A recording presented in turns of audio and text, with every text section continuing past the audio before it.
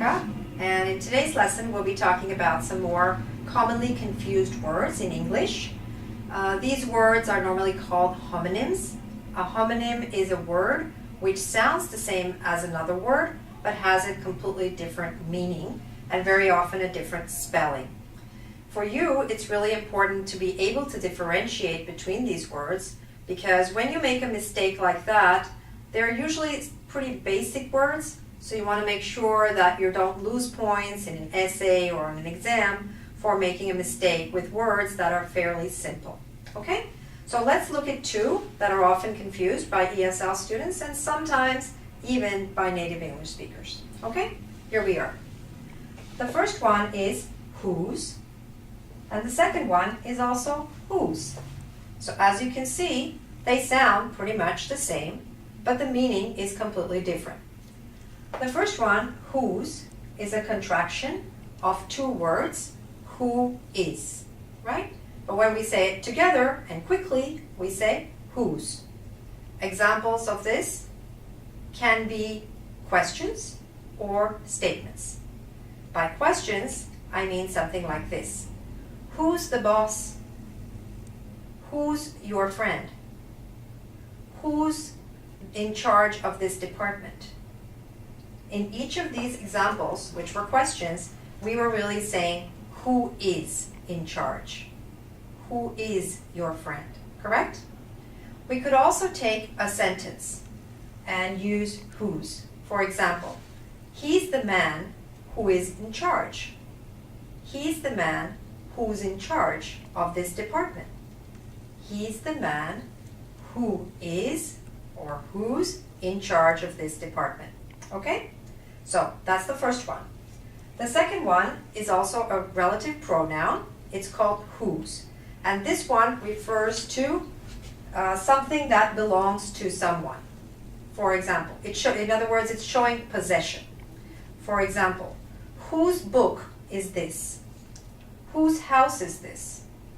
Whose car is this? Okay? I'm the man whose car is parked over there. Okay?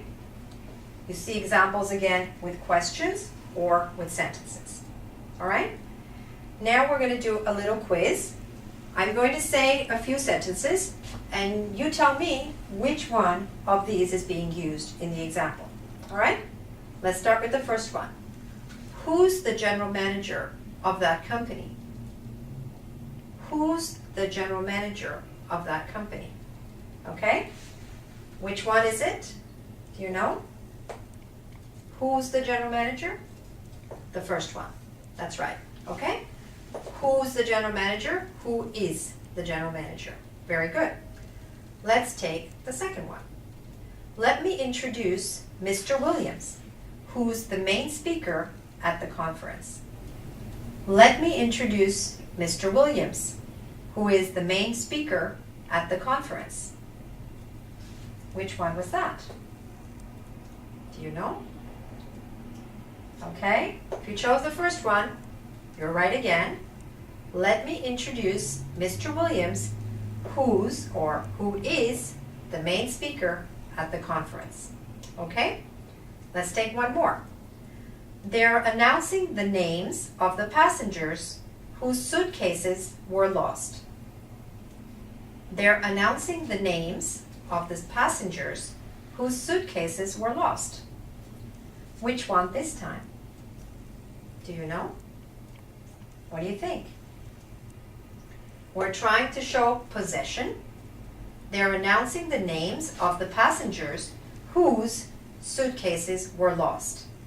The suitcases that were lost belonged to the passengers, so we'll use this one. Okay? Good. If you got all of those right, you're on the right track. Keep going. If you get confused, don't worry, it happens. Just practice a lot, write out different examples, get someone to check if you have a teacher nearby or an English speaker who you know, all right? And you'll be able to get it. When I come back in just a moment, I'm going to give you one last one, which is sort of like a review quiz.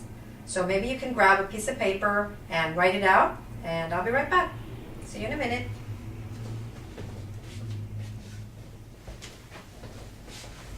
Okay. Are you ready for a little quiz on what we've just done? Yes? Okay. So write this down.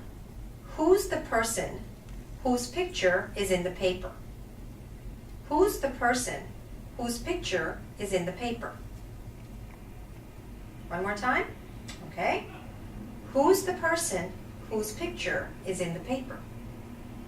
While you write that down, I'm going to write it on the board and then we can compare.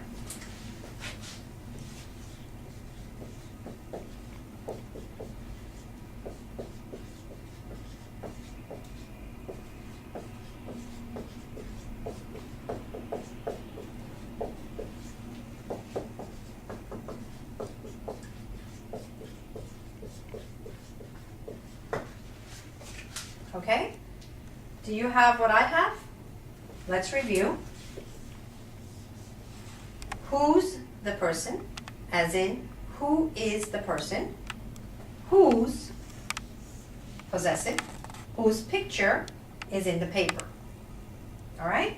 So the first one was whose, who is the person, whose picture is in the paper. When we say paper, of course, we mean newspaper. Lots of times we don't say newspaper because it's a little bit longer word, so we just say paper, and it means newspaper. It's also kind of good for pronunciation practice, right? Who's the person whose picture is in the paper? You might want to try that. Want to try it again? Who's the person whose picture is in the paper? Good. All right. So I hope this lesson has helped you. If you have any questions about this lesson or anything else to do with English, I'll be happy to help you. Please come and visit us at our website, www.ingvid.com. See you there. Bye for now.